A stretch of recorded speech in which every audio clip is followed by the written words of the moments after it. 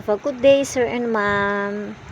My name is Doris Fogaban Kibulan. I'm married, 42 years old. I have two kids. The eldest, she is 22 years old, and the youngest, he is 15 years old.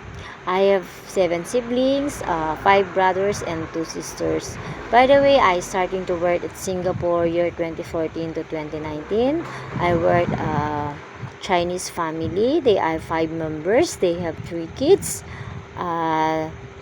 My duties for every day to take care of the babies, my prioritize, and cleaning the house, marketing, ironing, and cooking. And the second one, I work in Chinese family. They are 3 members. They have 1 kids, 7 months old baby girl. And my duties for every day to take care of the babies, cooking and cleaning and marketing. And the third one, I work again in Chinese family. They are 4 members. They have 2 kids. The eldest, she is 7 years old, and the youngest, he is 6 years old. My prioritize is to take care of the 2 kids, cleaning, cooking, and ironing.